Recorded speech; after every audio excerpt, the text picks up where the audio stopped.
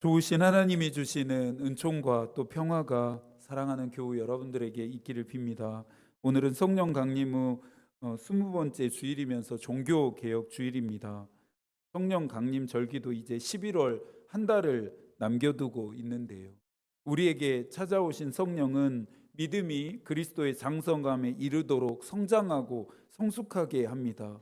이 과정은 우리가 늘 기도하면서 결단하는 온전한 그리스도인이 되는 길입니다. 믿음이 생겨남도 또 자라감도 성령의 도우심 없이는 불가능하다는 말입니다. 요한복음 14장 26절입니다. 보혜사 곧 아버지께서 내 이름으로 보내실 성령 그가 너희에게 모든 것을 가르치고 내가 너희에게 말한 모든 것을 생각나게 하리라. 보혜사는 곁에서 돕는 자라고 하는 뜻입니다. 우리의 죄를 대속하시기 위해서 예수 그리스도가 하늘에 보냄을 받았다면 성령은 우리를 온전하게 하시기 위해서 하늘에 보냄을 받습니다. 피조세계는 추수의 때가 되었습니다. 한 해 동안 수고와 땀으로 땅을 일군 자들에게는 수확의 기쁨을 누리는 때입니다. 바라건대 예년 같지가 않다. 이번 농사는 망했다. 수고하고 애썼는데 손에 쥐는 게 없다라는 이런 말들이 들리지 않았으면 좋겠습니다. 우리도 영적인 추수를 시작해야겠습니다. 한 해를 시작하며 하나님께 서원하며 결단한 것에 대한 열매입니다. 올해를 끝마치며 하나님께 드릴 풍성한 열매들이 여러분의 삶 가운데 있게 되어지기를 축복합니다. 예루살렘에 오신 예수께서 배고픔을 느끼십니다. 그때 저 멀리에 무화과 나무가 예수의 눈에 들어왔습니다. 무화과라도 드시려고 가까이 나무에 다가가 보니 무화과가 하나도 열리질 않았습니다. 예수께서는 무화과가 없는 그 나무를 저주하셨고 그 순간 무화과 나무가 말라 죽게 되었습니다. 이와 같은 예수의 행동을 지켜보던 제자들은 도무지 이 상황이 이해가 가질 않았습니다. 마가도 이 상황이 의아했었는지 이때는 무화과가 열리는 철이 아니었다 기록했습니다. 그렇다면 예수께서는 무화과가 열릴 철이 아니라는 것도 모르셨을까요? 바람과 바다를 잔잔하게 하시고 피조 세계를 움직이시는 그분이 모르실 리가 없습니다. 예수께서 무화과 나무를 저주하신 것은 마땅히 맺어야 할 열매는 맺지 않고 잎사귀만 무성한 자들을 비판하시기 위해서입니다. 말로만 하나님을 믿는다 고백하고 삶으로는 하나님을 믿지 않는 자들과 다를 바 없이, 아니 그들보다 더 못한 삶을 사는 자들에 대한 책망이었습니다. 이 책망의 대상은 대제사장, 장로들, 제자들이었으며 나아가 고요한 이 아침에 말씀을 듣는 저와 여러분일 수도 있습니다. 오늘 우리가 만나게 될 유다의 왕은 아사입니다. 몇 주 전에 저희가 한번 만났습니다. 모범이 될 만한 위대한 기도를 드렸던 그가 기도를 잃어버리면서 하나님보다 다른 것을 더 의지했고 결국엔 비참한 최후를 맞이합니다. 아사 인생의 후반부의 이야기를 우리가 들었다면 오늘은 그가 왕으로 세워진 처음으로 돌아가 보려고 합니다. 9절과 10절의 말씀을 한 번 더 읽겠습니다. 이스라엘의 여로보암 왕 제20년에 아사가 유다의 왕이 되어 예루살렘에서 41년 동안 다스리니라. 그의 어머니의 이름은 마아가라 아비살룸의 딸이더라. 혹시 15장을 꼼꼼히 읽으셨다면 방금 읽은 9절 안에서 이상한 점을 발견하셔야 합니다. 발견하셨습니까? 아직 잘 모르시겠다면 2절의 말씀도 읽어보겠습니다. 예루살렘에서 3년 동안 다스리니라. 그의 어머니의 이름은 마아가요 아비살롬의 딸이었더라. 이제 발견하셨습니까? 아비암의 어머니와 아사의 어머니의 이름이 같습니다. 만약 아비암과 아사의 어머니가 같다면 이 집안의 족보가 상당히 복잡해지게 됩니다. NIV 성서는 아사의 어머니를 할머니로 번역하면서 이 문제를 해결합니다. 이것은 조상들 중 남자는 아버지로, 여자는 어머니로 높여 부르며 존경과 존중을 표했던 고대 근동의 풍습과 연관이 있습니다. 열왕기 저자는 왜 마아가의 이름을 계속해서 거론하는 것일까요? 이 문제에 대해서는 두 가지 정도를 생각해 볼 수 있는데요. 첫째는 아사의 어머니가 일찍 죽었을 가능성입니다. 성서가 아사 어머니에 대한 이야기를 들려주지 않기 때문에 우리가 이 점은 몰라도 될 것 같습니다. 왜냐하면 그 다음에 이유가 더 중요하기 때문인데요.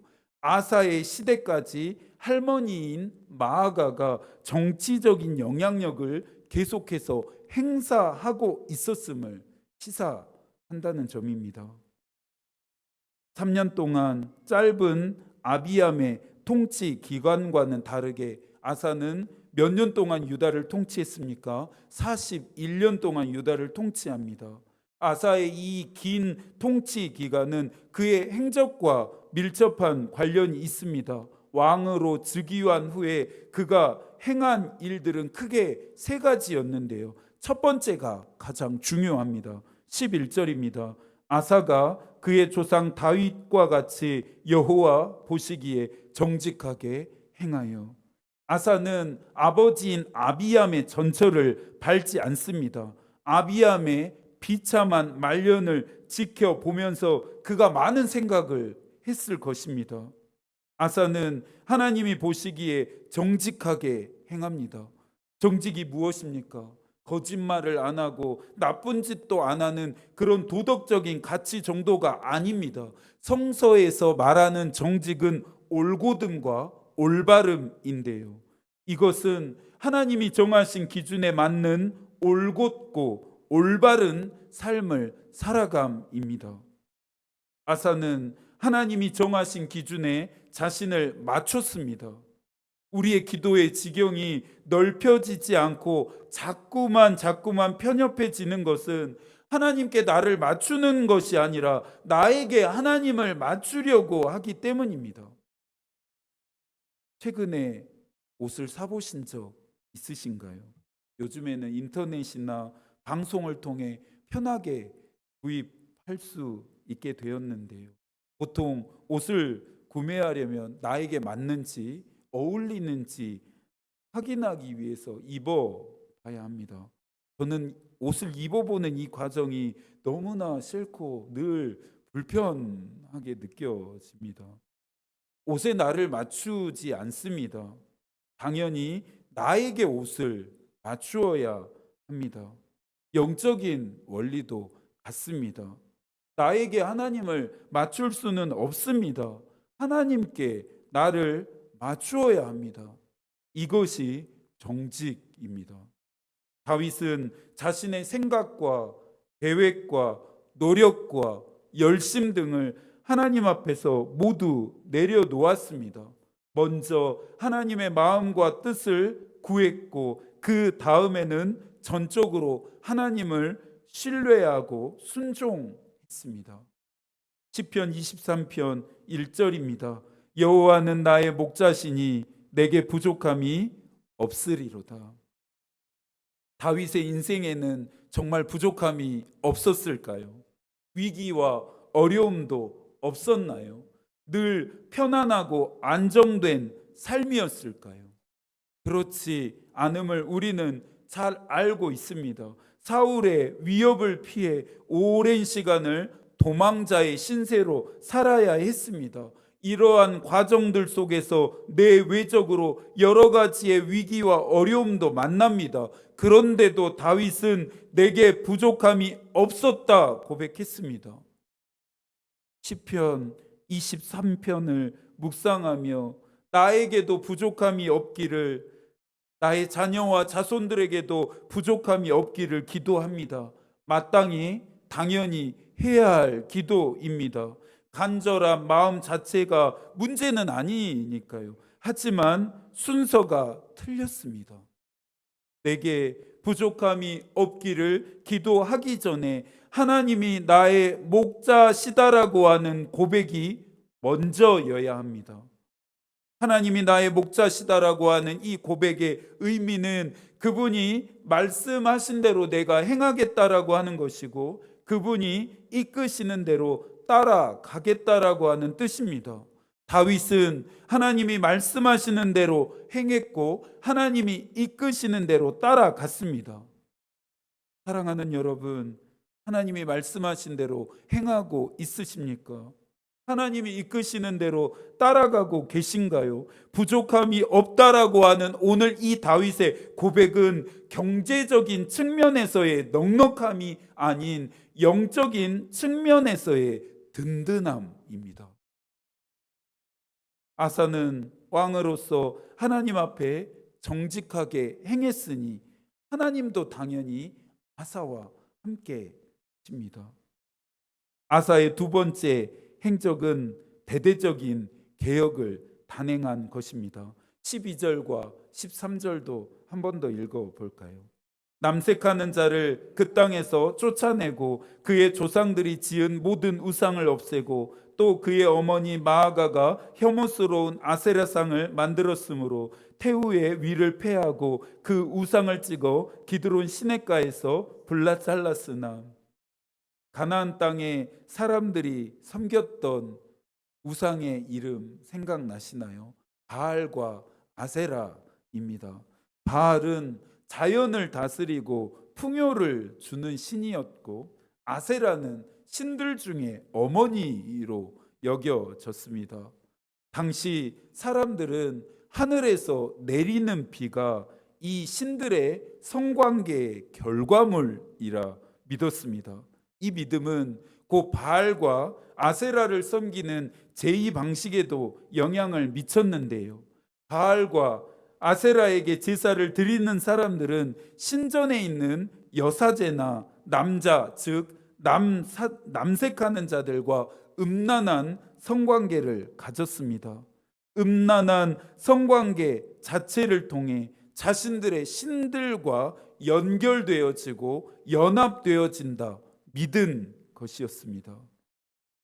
하나님을 섬기는 백성들이 사는 땅에 이러한 남색하는 자가 있었다는 사실이 믿어지질 않습니다.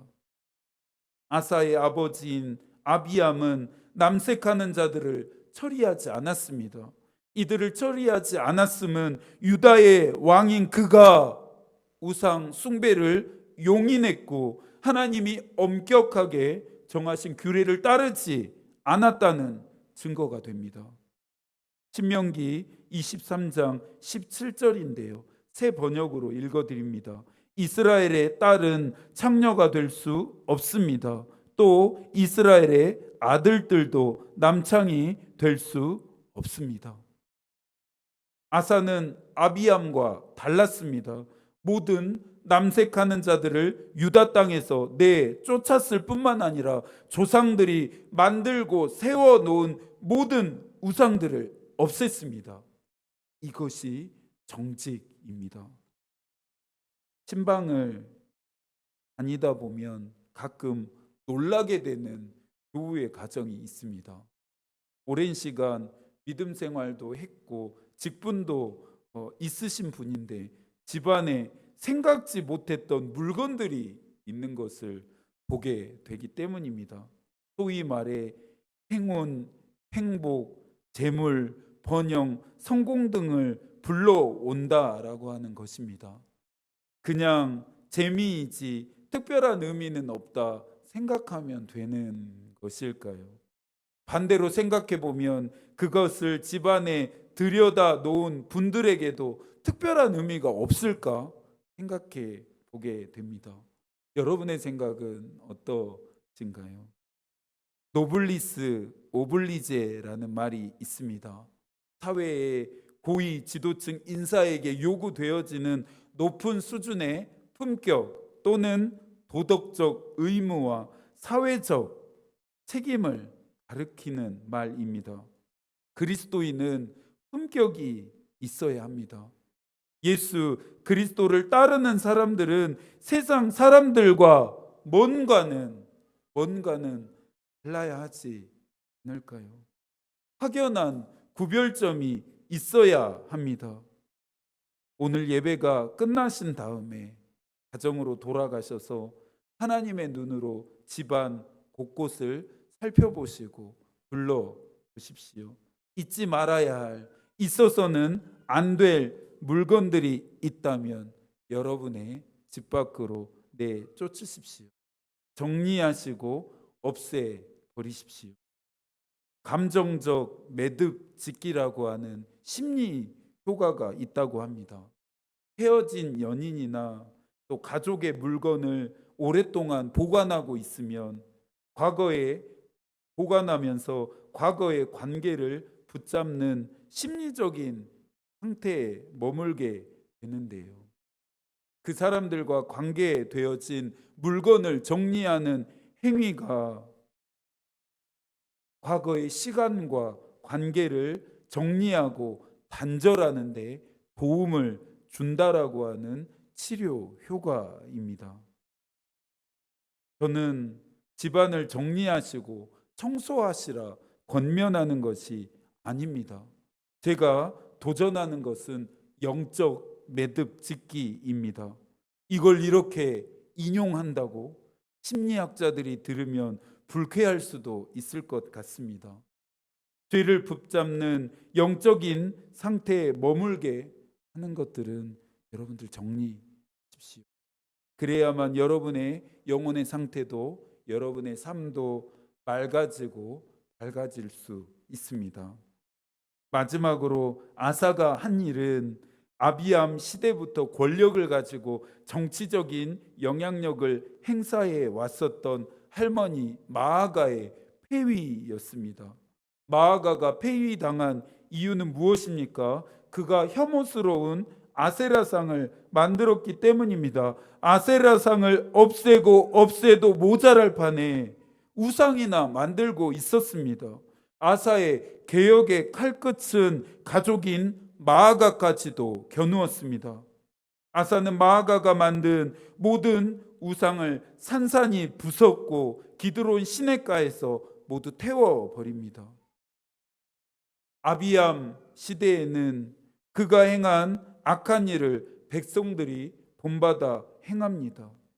아사의 시대에는 어땠을까요? 아사의 개혁은 백성들로 하여금 자신들의 삶을 성찰하게 하는 정직한 영향력으로 흘러갔을 것입니다. 여러분의 가정에 여러분들이 다림줄이 되십시오. 선과 악, 옳고 옳음과 그름을 분별하는 기준이 되십시오. 가족들이 무엇인가를 결정해야 할 때마다 여러분을 찾아와 하나님의 뜻을 묻고 또 여러분은 하나님께 나아가서 하나님의 뜻을 구하게 되기를 축복합니다. 14절의 말씀도 함께 읽어볼까요? 다만 산당은 없애지 아니하니라.